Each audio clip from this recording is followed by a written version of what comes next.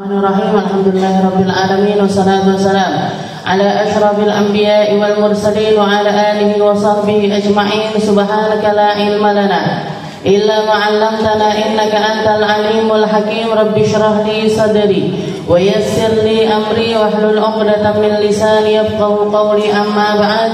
Alhamdulillah ala nikmatil Islam, alhamdulillah ala nikmatil iman وكفى بها من نعمة. اللهم بارك لنا في رجب وشعبان وبلغنا رمضان وأعنا على الصيام والقيام وقراءة القرآن وقنعنا باليسير من المنام. Alhamdulillah, segala puji bagi Allah Subhanahu wa taala. Hari ini kita kembali duduk bersama-sama untuk mempelajari perkara-perkara yang menjadi aturannya Allah Subhanahu wa taala yang diturunkan lewat lisan mulia Nabi kita Nabi Muhammad sallallahu alaihi wasallam, bahkan diamalkan oleh Nabi dan diperjuangkan oleh Nabi sehingga syariatnya masih tetap terjaga sampai hari ini. Ini semuanya menjadi bukti bahwasanya Nabi Muhammad sallallahu alaihi wasallam adalah seseorang yang paling tinggi di dalam ketakwaannya, paling tinggi di dalam ketulusannya, paling tinggi di dalam keikhlasannya, sehingga athar-athar dari setiap perangainya Nabi ini diabadikan oleh Allah Ta'ala ila yaumil akhir, sampai hari kiamat.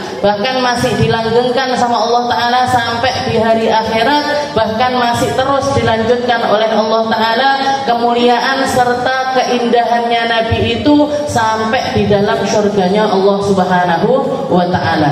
Jadi perkara-perkara yang menjadi peninggalan Nabi ini menjadi sesuatu yang harusnya kita perbincangkan satu sama lain, menjadi sesuatu yang kita mempelajarinya bersama, menjadi sesuatu yang kita perjuangkan bersama, karena sesungguhnya amal tanpa ilmu mardudatun la tuqbalu, itu adalah satu amalan yang enggak diterima sama Allah Ta'ala.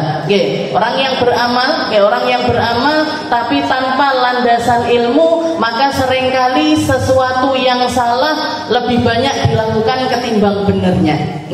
Lebih banyak salahnya ketimbang benernya kalau orang itu enggak punya landasan ilmu. Maka sebagai bentuk persiapan kita untuk masuk ke bulan mulia, bulan Ramadannya Allah Subhanahu wa taala, di mana di situ ada ibadah-ibadah spesial di dalamnya, yaitu puasa, maka kita harus ngerti tentang ilmunya puasa.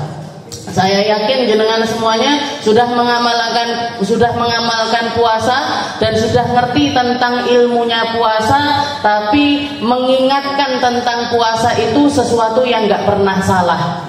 Fadzakir fa inna dzikra tanfa'ul mu'minin. Salinglah kalian itu mengingatkan, karena ngingetin orang atau diingatkan seseorang itu selalu bermanfaat untuk orang yang beriman. Selalu bermanfaat. Saya ingat guru saya selama bertahun-tahun, bahkan sampai detik ini sekalipun, kalau sudah masuk bulan Rajab, bulan Sya'ban seperti ini mulai ngulik kembali. Bahkan mungkin sudah mereka kulik itu enggak sampai ribuan tahun sih. Jadi istilahnya sampai puluhan tahun. Puluhan tahun, mulai dari kecil sampai usianya 50 tahun, 60 tahun, tapi istiqomah. Setiap kali masuk bulan Rajab, Sya'ban ini dikulik kembali. Entah itu beda kitab, entah itu sama kitabnya bahkan. Nanti mungkin tahun ini ngambil kitab puasa di dalam kitabnya Al-Muwatta misalkan, atau Sahih Bukhari, atau Sahih Muslim, atau Sunan Abu Dawud, ataupun juga fikih ini, tapi selalu dikulik tentang ibadah puasa, karena yaitu tadi kita diingatkan atau mengingatkan diri kita itu sesuatu yang enggak pernah salah. Masih berkali-kali aku sholat terus kecil ustazah tapi enggak belajar sholat. Saya wudu mulai dari kecil tapi tetap belajar wudu terus, enggak salah. Kita ketemu Ramadan setiap tahun dan kita mempelajari Ramadan setiap kali datang bulan Ramadan, itu sesuatu yang enggak salah. Maka kita akan masuk ke dalam kitabus siam, kita masuk ke dalam bab puasa. Di awal pertama pastinya adalah ta'rifus shaum, atau pengertian definisi dari puasa itu sendiri. Definisi dari puasa itu sendiri. Lughatan al-imsak. Para ulama mengatakan, terutama di madhabnya Imam Syafi'i atau secara bahasa, semuanya sepakat yang dimaksud puasa itu adalah menahan. As-shaum al-imsak. Puasa itu artinya adalah menahan diri. Menahan diri. Makanya kadang-kadang orang Arab mengatakan somatir riyah. Somatir riyah. Anginnya lagi puasa. Anginnya lagi puasa. Mungkin nggak Bu angin poso? Kan nggak mungkin. Tapi orang Arab membahasakan anginnya ini puasa, maksudnya anginnya lagi menahan diri untuk berhembus. Somatis syams, mataharinya lagi poso. Mungkin nggak matahari puasa? Kan nggak mungkin. Tapi secara bahasa mereka menggunakan kata-kata puasa sebagai bentuk bahwasanya ini matahari ini keluar tapi kok nggak ada panasnya sama sekali. Jadi pakai bahasa puasa, pakai bahasa puasa al-imsak. Atau yang ada di dalam Al-Quran, atau ada yang sesuatu yang didatangkan atau dilafadzkan oleh Allah Taala, diceritakan, dikisahkan di dalam Al-Quran. Ketika kejadian di mana Sayyidah Maryam itu mendapatkan kehamilannya, bahkan sampai beliau ini sedih sekali, takut sekali, semua rasa berkecamuk di dalam hatinya, sampai keluar dari lisannya, ya laitani kuntu nasyan mansiya. Ya Allah, seandainya saja aku ini jadi orang yang dilupakan dan gak pernah ada orang yang ingat. Istilahnya sebagai sebuah bentuk rasa malunya beliau karena beliau hamil tanpa pasangan, karena beliau hamil nggak ada suaminya, tapi dihibur sama Allah Taala. Wahusi ila jid'in nakhlah, wahai Maryam, kamu nggak usah galau, kamu nggak usah sedih, datang aja kamu ke sebelahnya pohon kurma. Wahusi ilaih, kamu goyang-goyangkan pohon tersebut, tusaqit alaiki rotoban janiya, nanti akan Allah Taala jatuhkan beberapa butir kurma. Tapi yang jadi masalah kan bukan cuma tentang itu, bukan cuma karena keadaannya beliau yang melemah, karena kehamilannya dan lain sebagainya. Tapi yang paling beliau pikirkan, nanti kalau bayiku lahir ini saya jawabi orang-orang ini gimana? Kalau bayiku ini lahir, saya belum nikah, saya nggak punya pasangan, nanti saya jawabinnya itu gimana? Maka ketika lahir, Allah Ta'ala mengatakan kepada Sayyidah Maryam, katakan kepada orang-orang tersebut, wahai Maryam, inni nadartu lirrahmani sauma falan ukallimal yauma insiya. Katakan wahai Maryam, nanti kalau kamu sudah lahir bayimu, katakan kalau ada orang nanya gini, nanya gitu, ngomong begini, ngomong begitu dan lain sebagainya, katakan kepada mereka, inni nadartu lirrahmani sauma, saya janji, saya bernazar kepada Allah Ta'ala untuk puasa. Tapi puasanya apa? Falan ukallimal yauma insiya. Saya nggak akan ngomong sama orang, saya nggak akan menjelaskan apapun kepada siapapun. Saya akan memilih diam atas setiap pertanyaan orang-orang tersebut. Dan ini Bu, sebenarnya jalan keluar paling indah kalau kita itu kena fitnah. Kalau kita itu kena fitnah, omongannya orang yang nggak jelas, selama kita memang nggak melakukan kesalahan, nggak perlu klarifikasi sana, klarifikasi sini, ngomong begini sama orang, jelasin ini, jelasin itu, nggak perlu. Diem aja, diem aja, nanti bakalan ketahuan siapa yang benar dan siapa yang salah. Kalau kita koar-koar, ini malah nunjukkan kalau kita ini panik dan kita ini salah. Jadi menang aja, diam aja. Ini jalan keluar paling bagus. Jalan keluar paling bagus. Ini Sayyidah Maryam digitukan. Ini nadartu lirrahmani sauma falan ukallimal yauma insiya.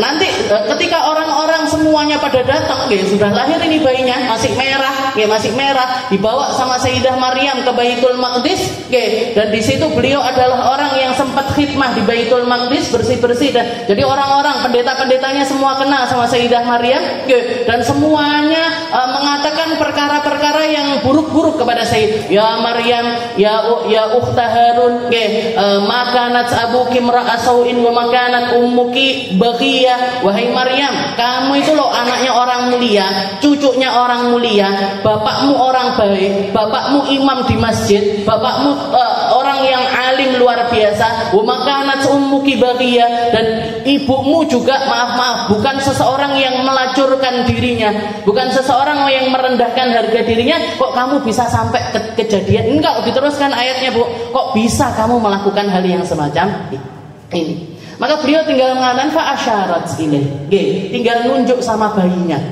Katanya orang-orang, piye caranya kamu klarifikasi nunjuk bayimu? Gimana caranya kami itu nyari tahu tentang hakikat kebenarannya dari bayi yang baru dilahirkan beberapa hari yang lalu atau beberapa jam yang lalu. Tapi ternyata terjadi mukjizatnya Nabi Isa yang pertama.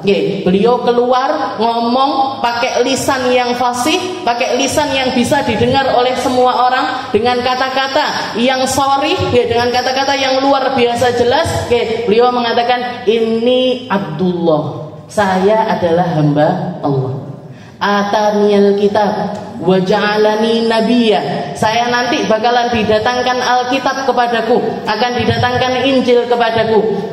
Wa ja'alani nabiyya, dan Allah akan mengangkatku sebagai seorang nabi. Wa barram biwalidati, saya akan jadi anak yang berbakti kepada ibu, saya akan jadi orang yang melaksanakan sholat, melaksanakan zakat, melaksanakan puasa dan lain sebagainya. Itu dijelaskan semuanya oleh bayi yang baru lahir itu tadi. Mingkem kabeh, Bu.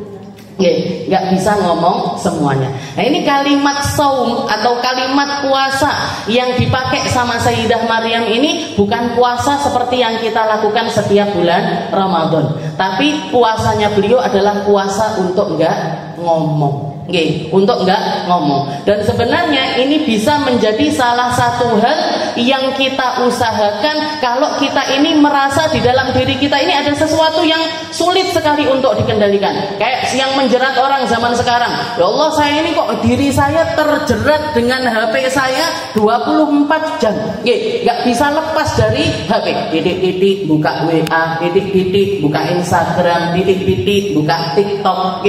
Sudahlah, kalau sudah buka ini nanti nggak kerasa setengah jam, 1 jam, 2 jam. Itu berarti apa, Bu? Berarti jenengan sedang diperbudak sama HP. Jenengan sedang diperbudak sama HP. Gimana ini cara paling ampuh untuk melepaskannya? Puasa HP. Puasa HP. Ya Allah, bismillah. Tak kabar bisik kabeh wong, jangan WA saya, jangan DM saya, jangan nelpon saya, karena selama 1 minggu ini saya mau puasa HP. Sakit, Bu? Sakit. Anak pondok aja lo bisa. Anak pondok aja lo sudah bisa. Yang sudah biasa fair flyeran, ponakan-ponakan saya itu main HP dan lain. Tapi kalau sudah masuk pondok ya sudah ditaruh. Ditaruh. Makanya nggak sama, Bu. Anak sekolah di luar sama anak di pesantren kan itu nggak sama. Karena salah satu hal yang paling sumber fitnah zaman sekarang yang paling besar ini letaknya di sini. Sampai keluarga saya itu bilang ini namanya setan gepeng. Setan gepeng ini fitnahnya luar biasa. Fitnahnya luar biasa. Jadi salah satu caranya untuk kita melepaskan gimana? Puasa, Bu. Puasa. Kalau misalkan kita punya masalah sama lisan, ngomong terus, lek ra ngomong jempolnya melaku terus, komen ini, komen sana dan lain sebagainya, ngapunten apa? Jangan foto-foto, Jadi kalau gimana caranya kita untuk melepaskannya? Puasa. Puasa. Jadi puasa apapun. Jadi kita lihat nih, Rajab ini bulannya bersih-bersih, kita lihat ini. Apa kita ini ada di dalam jeratan mana ini? Apakah mata kita terjerat dengan pandangan-pandangan yang enggak benar? Apakah telinga kita terjerat sama lagu-lagu yang enggak benar? Saya enggak bisa konsentrasi kalau enggak dengerin musik. Saya enggak bisa hidup tanpa musik. Saya enggak bisa hidup tanpa lagu. Nah, berarti puasa lagu. Puasa lagu. Puasa ngomong, puasa ngeliat, puasa komentar, puasa. Dan kalau memang secara istilahnya direnggangkan itu nggak bisa, jenengan nadarkan. Seperti Sayyidah Maryam, beliau takut kalau misalkan tidak dinadarkan ini bakalan jawabi apa yang diucapkan orang, karena sebelumnya sempat ada sepupunya beliau sendiri yang tahu persis tumbuh kembangnya Sayyidah Maryam, bagaimana akhlaknya, seperti apa kedudukannya di sisi Allah Ta'ala.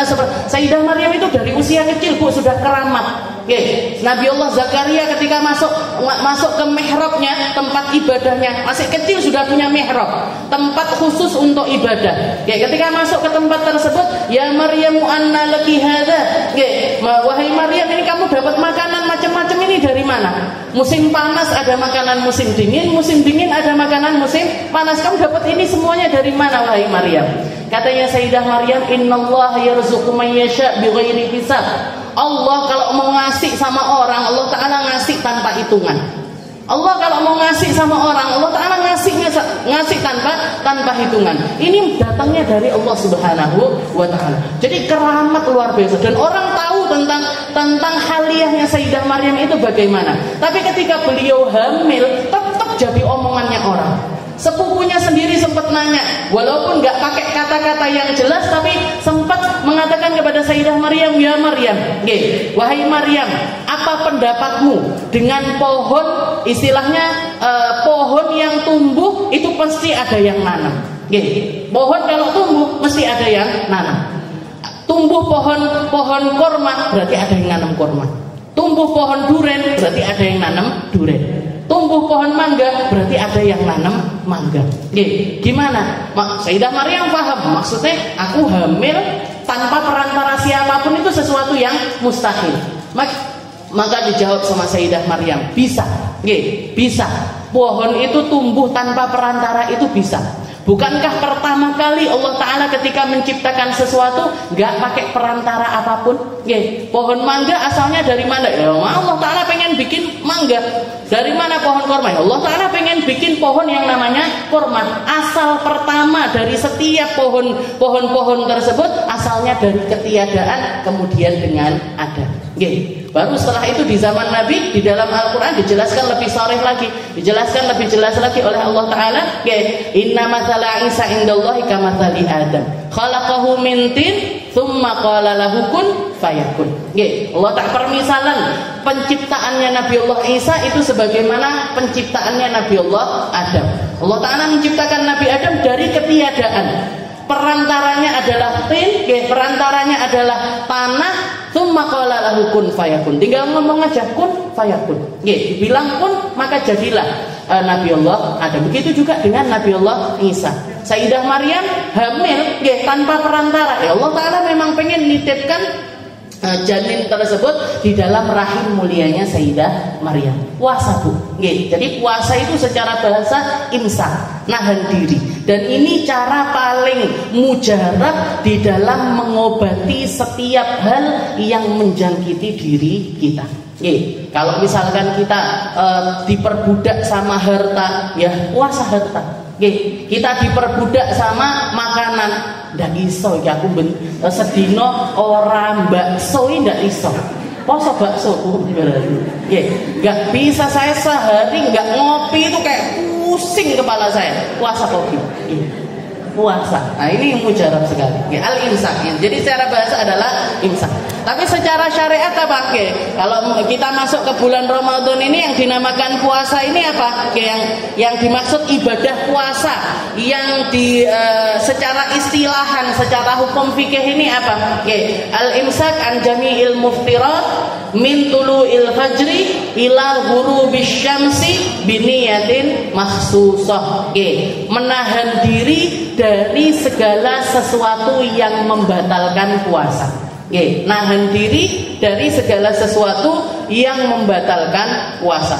Bisa jadi makanan, bisa jadi minuman, bisa jadi infus, bisa jadi hubungan seksual, bisa jadi memasukkan sesuatu dari lubang-lubang yang memang ada di dalam tubuh kita. Ini semuanya adalah muftirat. Ini semuanya adalah perkara yang membatalkan puasa. Nah kalau lagi puasa, nah kita menahan dari itu semuanya. Kapan? Min tulu'il fajri ila ghurubisy syams. Mulai dari terbitnya fajar sampai terbenamnya matahari. Mulai dari datangnya waktu subuh sampai datangnya waktu maghrib. Mulai dari datangnya waktu subuh sampai datangnya waktu maghrib. Tapi tetap ada kaidah Bu di dalam fikih itu malayatimul wajib illa bihi fahuwa wajib. Sesuatu yang enggak sempurna tanpa perkara tersebut maka ikut masuk ke dalam kewajiban. Sama halnya kayak jenengan basuh wajah, ketika wudhu basuh wajah ini kan bagiannya wajah dari tempat tumbuhnya rambut kepala sampai ke dagu, sampai ke rahang ini, tempat tumbuhnya gigi, tempat gigi. Nah, setelah itu dari yang menyamping mulai dari telinga ke telinga. Tapi kalau kita lihat ketika kita wudhu, nggak bisa kita nepas di tempat itu kan nggak bisa. Maka gimana? Harus dilebihkan. Atas dilebihkan dikit, bawah dilebihkan sedikit, telinga dilebihkan sedikit ke kanan dan juga ke kiri. Ini untuk apa? Untuk menyempurnakan pembasuhan wajah. Tangan juga gitu, ila mirfaqain, katanya Allah Ta'ala sampai ke siku-siku. Ini namanya siku. Tapi kita mau basuh pas di siku itu kan sulit. Mau basuh pas di siku ini sulit. Maka gimana? Dilebihkan sedikit. Dilebihkan sampai ke batas siku atas atau sampai ke tengah. Nah, itu namanya menyempurnakan pembasuhan tangan. Nah, puasa juga seperti itu. Puasa kita nggak mungkin Bu ngedepi banyu kalau ngedepi makanan pokoknya sampai saurunge adzan. Atau keluar rumah ngenteni fajar sodik. Ngenteni fajar ngombe ngenteni fajar sodik. Nah, nggak bisa. Makanya ada syariat namanya imsak. Sebelum subuh itu ada jeda, namanya adalah imsak. Seperti yang dikatakan sama Nabi Muhammad kalau masuk bulan puasa, bahkan di selain bulan puasa pun Rasulullah kalau subuh itu adzannya 2. Makanya jangan kaget kalau di Madinah, ujuk-ujuk sebelumnya subuh kok sudah adzan. Itu bukan adzan subuh, tapi itu adzan imsak menjelang subuh. Katanya Nabi, makanlah kulu, makanlah kalian idza sami'tum adzan Abdullah ibnu Ummi Maktum. Kalau kalian dengar yang adzan Abdullah bin Ummi Maktum silahkan makan. Tapi kalau kalian dengar adzannya Bilal bin Rabah, berhentilah makan. Jadi berhenti makan ketika adzan Bilal bin Rabah, makanlah kalau misalkan yang adzan itu adalah Abdullah bin Ummi Maktum. Setelah itu para sahabat ngitung, mulai dari terakhir selesai makannya Nabi sama adzannya Bilal bin Rabah, Rasulullah itu masih sempat baca sekitar 40 ayat yang mu'tadil, yang tengah-tengah, bukan ayat yang pendek sekali, ayat tengah-tengah itu bisa mencapai sekitar 40 ayat. Kalau dimeniti sekitar 15 menitan. Maka di sini para ulama menganjurkan 15 menit sebelum azan subuh sebaiknya kita sudah nggak makan apa-apa, nggak minum apa-apa. Nah, ini biasanya yang kita sebut dengan imsak dulu. Jadi nggak pas azan ini lambene sik gelepotan makanan, sambele sik nyantol-nyantol, iwak pitike sik di mana-mana, jangan sampai. Jadi paling terakhir ini tadi 15 menit sebelum azan subuh kita sudah enggak megang apa-apa. Kalau bisa malah sudah bersajadah, wis siap-siap untuk sholat subuh. Seperti yang dilakukan sama Nabi Muhammad Shallallahu Alaihi Wasallam. Ini namanya penyempurnaan dari puasa, penyempurnaan dari puasa. Tempatnya di mana? Di awal sama di akhir. Di awal sama di akhir. Sebelum subuh 15 menit kalau bisa kita sudah berhenti makan minum. Nanti ketika azan, ketika datang waktu maghrib, harus kita pastikan benar-benar sudah azan, baru setelah itu kita berbuka. Katanya suruh cepet-cepet Ustaz. Cepet-cepet, tapi jangan sampai sebelum maghrib wes buka. Nah, suruh cepet-cepet, kita itu memang kalau dengar azan suruh cepet-cepet makan, minum, batalin puasa, tapi jangan sampai kelewat batas. Urung azan wes ngene. Allahu Akbar, langsung. Jangan digawe Allahu Akbar, Allahu la ilaha illa huwal hayyul qayyum kan. angel malian batal jadinya. Nah, jadi seperti itu. Ini namanya kaidah di dalam fikih itu selalu ada malayatimul wajib illa bihi fahuwa wajib. Sesuatu yang nggak bisa kesempurnaan sesuatu tersebut tanpa hal itu, maka hal itu menjadi sesuatu yang wajib. Nah, disempurnakan. Min tulu'il fajr ila ghurubi syams. Setelah itu apa? Biniyatin makhsusah, dengan niat tertentu. Puasa itu tergantung sama niatnya kita. Innamal a'malu binniyat. Semua amal itu tergantung sama niatnya. Kalau kita puasa wajib, ya niatnya puasa wajib. Kalau kita niat puasa sunnah, ya jadinya puasa sunnah. Kalau kita niatnya puasa untuk sesuatu yang lain, ya sudah, yang kita dapatkan hal itu. Yang kita dapatkan dari sesuai dengan apa yang kita niatkan. Biniyatin makhsusah, dengan niat tertentu. Nah, ini adalah pengertiannya puasa. Secara bahasa imsak, secara istilah, secara fikih, imsak anil muftirat, menahan diri dari segala sesuatu yang membatalkan puasa, mulai dari terbitnya fajar sampai terbenamnya matahari, dengan niat khusus, dengan niat tertentu, sesuai dengan apa yang kita niatkan.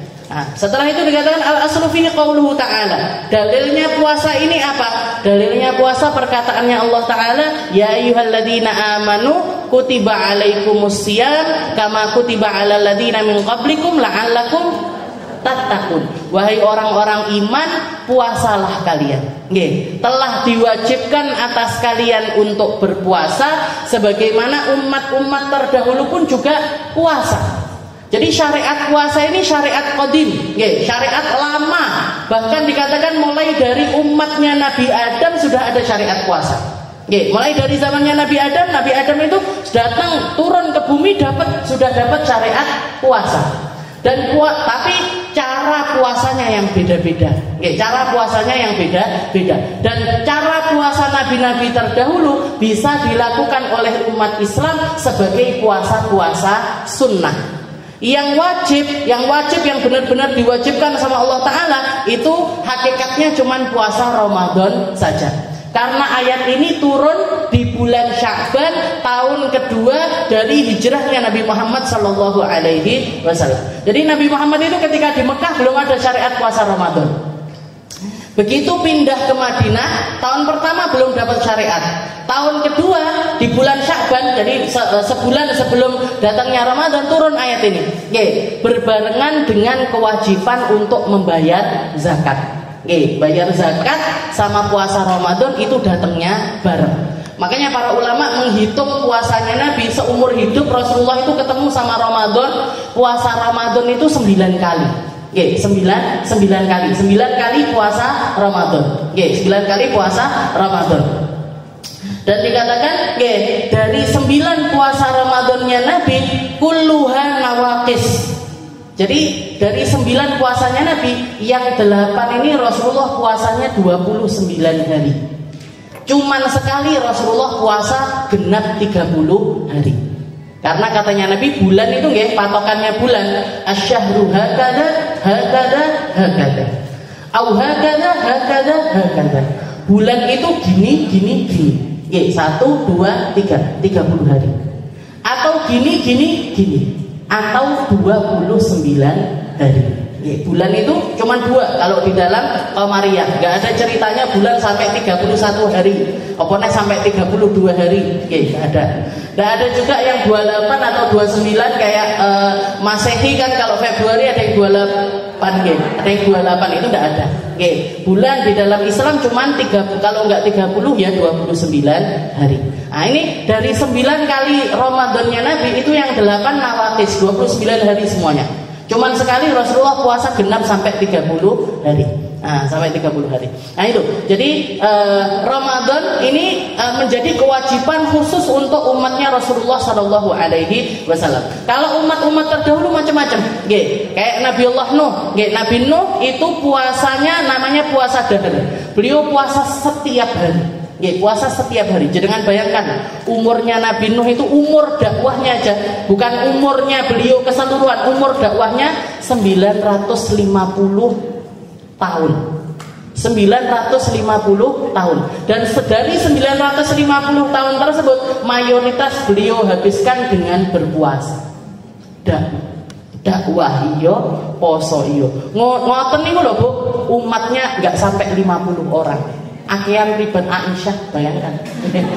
Banyakan ribat Aisyah. Ini umatnya Nabi Nuh yang selama 950 tahun itu enggak lebih dari 50 orang. Oke, makanya beliau masuk dalam kategori Nabi Ulul Azmi, Nabi yang kesabarannya paling luar biasa. Dan ini membuktikan kalau Allah Ta'ala itu enggak mandang Bu. Oke, majelis sing gede, sing akeh jamaahe berarti luwih apik timbangane sing majelisnya titik. Oke, orang yang bisa ngefek dakwah sama orang yang dakwahnya itu yang dilihat sama Allah Ta'ala bukan efek dakwahnya, tapi gimana pribadi orang masing-masing. Oke, gimana pribadi. Nabiullah Nuh itu 950 tahun dan beliau terkenal sebagai orang yang selalu melaksanakan puasa.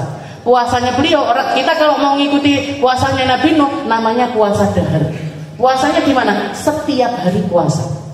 Setiap hari puasa kecuali hari-hari yang diharamkan untuk berpuasa. Setelah itu ada juga model puasa namanya puasa Nabiullah Daud. Banyak yang tahu sehari puasa, sehari enggak, sehari puasa, sehari enggak, sehari puasa, sehari enggak. Itu namanya adalah puasanya Nabiullah. Dan itu puasa sunnah yang kedudukannya paling tinggi. Kedudukannya paling tinggi. Di atasnya dahar bahkan. Di atasnya puasa yang setiap hari.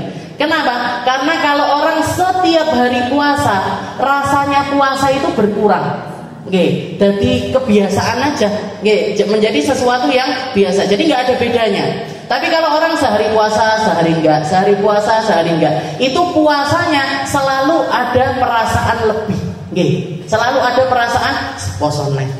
Besoknya lagi nggak puasa, besoknya lagi puasa, besoknya lagi puasa, besok itu namanya puasanya Nabiullah Daud. Kalau Nabiullah Ibrahim, Nabi Ibrahim, beliau puasa setidaknya setiap sebulan itu 3 hari. Atau yang kita kenal dengan Ayyamul Bid, tanggal 14, 13, 14, 15 dari setiap bulan. Tapi Komariah Bu, pakai tanggalan Hijriyah, duduk pakai tanggalan Masehi. Jadi 13, 14, 15 itu puasanya Al-Khalil Ibrahim, Nabiullah Ibrahim. Kalau Nabiullah Isa, beliau puasa sehari, nanti berbuka beberapa hari. Kadang sehari, kadang 2 hari, kadang 3 hari, kadang beberapa hari. Itu enggak pasti. Itu puasanya Nabiullah Isa. Jadi berarti apa? Gimana? Nabi-nabi terdahulu itu semuanya puasa. Tapi setelah untuk umatnya Nabi Muhammad, setelah turunnya kewajiban puasa Ramadan, semua puasa lainnya menjadi sesuatu yang sunnah. Boleh dilakukan, boleh enggak. Boleh dilakukan, boleh tidak. Yang wajib, yang memang datang langsung dari Allah Ta'ala cuma satu, yaitu puasa Ramadan. Puasa di bulan Ramadan. Wa syahru Ramadan wa syahru tasi' min asy-syuhuril arabiyyah wa huwa afdhalu syuhur wa summiya Ramadan li annahu inda mawdu'an. Jadi ini tentang faedah kenapa Ramadan itu dinamakan Ramadan, li annahu yarmidud dunub. Dikatakan Ramadan itu diambil dari kata-kata romdo. Romdo itu panas yang menyengat. Karena memang biasanya Ramadan itu terjadi di waktu panas, di waktu panas secara dohir sulit, berat untuk melaksanakan puasa di bulan Ramadan. Tapi katanya Nabi, li'annahu yarmidud dunub. Kita diwajibkan puasa Ramadan karena puasa Ramadan itu semacam pembakar dosa-dosa kesalahan bagi umat Islam. Jadi salah-salahnya kita itu dihapus dengan kita berpuasa Ramadan. Kalau sampai selesai Ramadan kita ini istiqomah, bisa menyelesaikan puasa tanpa bolong sama sekali, bidunil udzur, tanpa udzur, jadi puasa full. Kecuali kalau memang ada udzurnya kayak menstruasi dan lain sebagainya. Kita full bisa puasa. Setelah itu ditambahi dengan ibadah malam, ibadah malam minimal itu adalah tarawih, maka ghufira dia keluar dari Ramadan kayak ummu, kayak hari di mana dia dilahirkan. Entek resik dosanya. Habis semua dosa dari yang dilakukan oleh orang tersebut. Nah, ini sekarang kita masuk ke ahkamus siyam, hukumnya puasa. Hukumnya puasa itu ada kalanya wajib, ada kalanya sunnah, ada kalanya mubah, ada kalanya haram. Ada kalanya puasa itu wajib, ada kalanya puasa itu sunnah, ada kalanya puasa itu makruh, dan bahkan ada puasa yang hukumnya itu haram. Ini sengaja saya tulis yang wajib aja karena kayaknya yang 3 nggak kebahas. Bahasnya minggu depan kayaknya loh. Muka-muka panjang umur.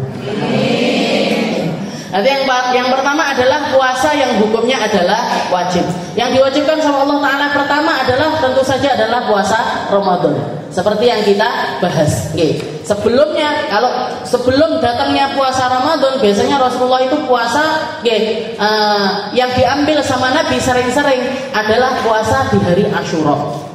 Puasa Asyura itu nggak pernah ditinggal. Tapi setelah datangnya puasa Ramadan, katanya Nabi, man syaa falyasum wa man syaa falyuftir.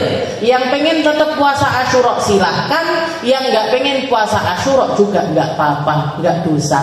Nah, ini menunjukkan kalau Asyura pun bahkan menjadi puasa yang sunnah. Menjadi puasa yang sunnah. Jadi yang pertama adalah puasa Ramadan. Setelah itu yang kedua, puasa wajib yang kedua adalah shaumul qadha, puasa qadha. Qadha apa? Tentu saja qadha Ramadan. Kalau misalkan kayak orang yang menstruasi ataupun juga Ramadan sempat sakit atau Ramadan dalam keadaan hamil atau menyusui nggak kuat untuk puasa, maka boleh dia untuk nggak puasa di bulan Ramadan, tapi wajib untuk mengqadha. Dan ketika kita mengqadha, puasa itu pun terhitung menjadi puasa wajib. Terhitung menjadi puasa wajib. Makanya yang masih punya qadha Ramadan, mumpung masih Rejab, belum sampai Sya'ban, belum sampai Ramadan, dan dibayari. Dan dibayari puasa Ramadannya. Tinggal 2 bulan ini. Kenapa? Karena memang limitnya sampai Ramadan berikutnya. Jadi kalau kita nggak puasa di 1 Ramadan, sampai kapan ini saya boleh mengqadai Ramadan saya? Sampai sebelum masuk Ramadan berikutnya. Itu kalau berbukanya dengan udzur. Itu kalau berbukanya ini pakai sesuatu yang memang syariat membolehkan kita untuk nggak puasa. Kayak tadi itu, menstruasi, orang menyusui, orang hamil, sakit dan lain sebagainya. Safar, itu boleh kita nggak puasa Ramadan, dan waktunya kita untuk ngodoi sampai sebelum masuk ke Ramadan berikutnya. Tapi Bu, kalau kita membatalkan puasa Ramadan tanpa sebab, yuk mokel bareng. Misalkan ada orang Ramadan ini bakso terlalu menggoda, ayo kita mokel bareng. Maka ini orang seperti ini Bu, begitu datang hari raya Idul Fitri, besoknya dia wajib untuk langsung ngodoi. Kalau nggak langsung ngodoi, selama berlalu hari-hari tersebut dosa terus. Dia berdosa terus menerus. Kenapa? Karena dia meninggalkan Ramadannya itu dengan sengaja. Karena dia meninggalkannya dengan sengaja, maka begitu selesai Ramadan, begitu habis masa dari hari raya Idul Fitri, besoknya harus wajib langsung ngodoi. Harus langsung ngodoi. Kalau enggak, setiap harinya dia berdosa. Itu kalau untuk puasa. Jadi jangan istilahnya untuk qadha puasa itu seperti itu keadaannya. Jadi yang pertama puasa Ramadan, setelah itu puasa qadha, setelah itu puasa kafarat. Kalau ada orang yang kena kafarat itu semacam hukuman. Bisa jadi orang misalkan dia melakukan satu kesalahan, semacam dihar. Di sini kalau yang disebutkan kafarati dihar, au kafaratu qatl au jima' Ramadan, kayak orang yang misalkan laki-laki melakukan dihar sama istrinya, nyeraikan istrinya dengan kata-kata, wahai istriku, kamu bagiku kedudukannya kayak ibuku. Nyamakan istrinya seperti ibunya. Ibunya kan orang yang nggak boleh dinikah, istrinya orang yang boleh dinikah. Ini secara hukum fikih, kalau niatnya itu untuk mencerai, maka jatuh talak.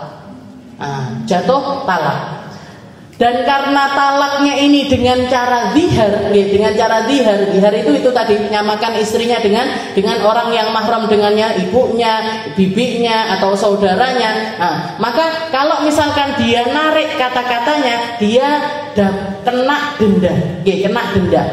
Dendanya itu adalah melaksanakan yaitu raqabatin mu'minah au sham syahrain mutatabi'ain au it'amu sittina miskinan. Dia boleh melakukan salah satu dari 3 perkara. Yang pertama itu raqabah mukminah, membebaskan budak, tapi zaman sekarang sudah nggak ada perbudakan. Berarti pilihannya cuma 2. Puasa 2 bulan. Puasa selama 2 bulan. Kalau nggak puasa 2 bulan, ngasih makan orang miskin 60 orang.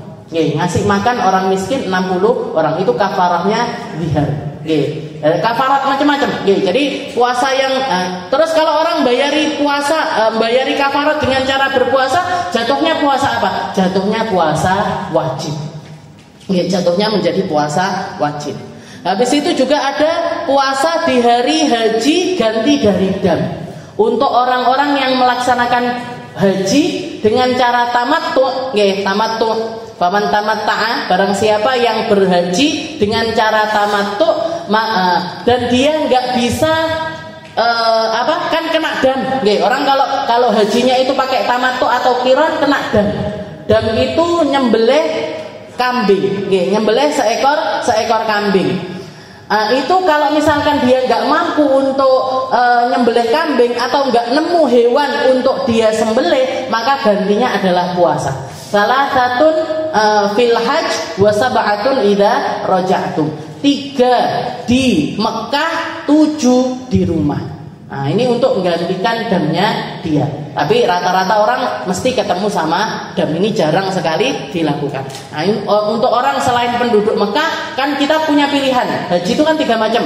Ada yang namanya qiran, ada yang namanya tamattu, ada yang namanya ifrad. Ada yang namanya ifrad. Hajinya Nabi ifrad.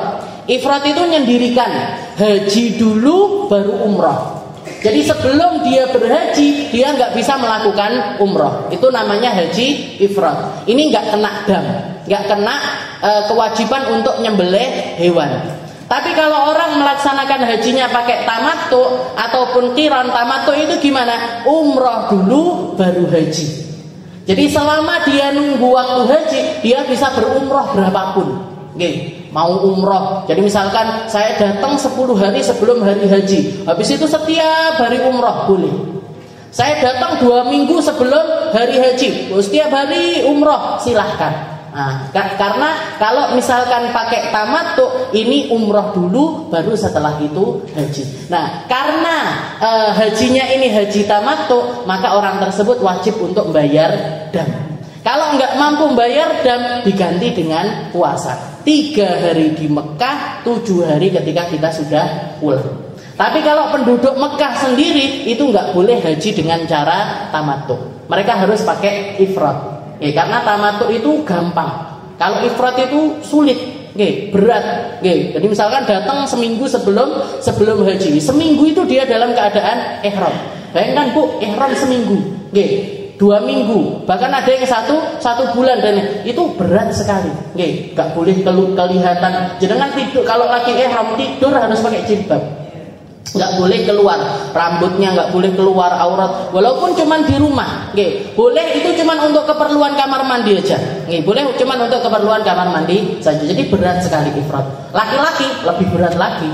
Jangan bayangkan, belu-belan 2 kain, nggak boleh pakai celana dalam, nggak boleh pakai sesuatu yang berjahit dan lain sebagainya, dan itu waktunya lama. Nah, makanya ifrad itu haji paling berat, dan hajinya Nabi Muhammad caranya adalah ifrad.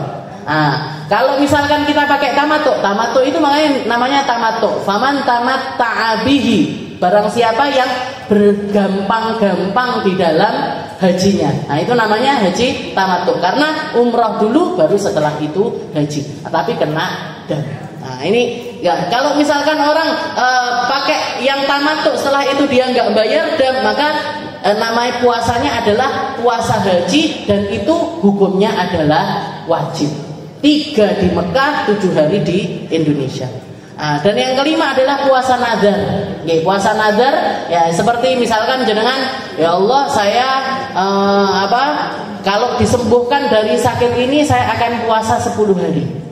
Sembuh dari sakitnya, maka puasa 10 harinya itu hukumnya adalah wajib. Jadi kita berjanji untuk diri kita sendiri untuk mengamalkan satu amaliyah baik, dan janji itu namanya adalah bernazar. Nah, nazar ini kedudukannya adalah sesuatu yang wajib. Sesuatu yang wajib. Dan nazar ini bisa di dalam hal apapun, pokoknya sesuatu yang baik. Pokoknya sesuatu yang baik boleh di nazar. Kalau nazar untuk maksiat tetap nggak boleh. Nazar untuk maksiat nggak boleh. Ya Allah, kalau saya sehat, ngombe aku bendino. Alhamdulillah. Maka nggak boleh diamalkan. Batal nazarnya karena untuk sesuatu yang maksiat. Ini yang kelima. Dan yang terakhir adalah puasa untuk sholat istisqa. Sholat istisqa itu sholat minta hujan. Idza amarahul hakim, kalau pemimpin kita memerintahkan hal tersebut. Kalau nggak diperintahkan sama hakim juga nggak wajib untuk puasa. Ini adalah puasa-puasa yang hukumnya adalah wajib. Nanti ada puasa mandub, puasa sunnah, ada yang mingguan, ada yang bulanan, ada yang tahunan. Jadi puasa wajib ini nanti ada yang datangnya itu mingguan, Senin, Kemis. Nah itu puasa sunnah yang datangnya mingguan. Ada yang datangnya itu bulanan. Seperti ayamul bid, ayamus sud, nah itu datangnya bulanan. Ada yang datangnya itu tahunan, kayak puasa Asyura, puasa Rejab, puasa Arafah, puasa Tasu'a. Nah itu adalah puasa-puasa sunnah yang datangnya itu per tahun. Nanti insya Allah kita jelaskan lebih jelas lagi di pertemuan kita yang selanjutnya. Wallahu a'lam bishawab.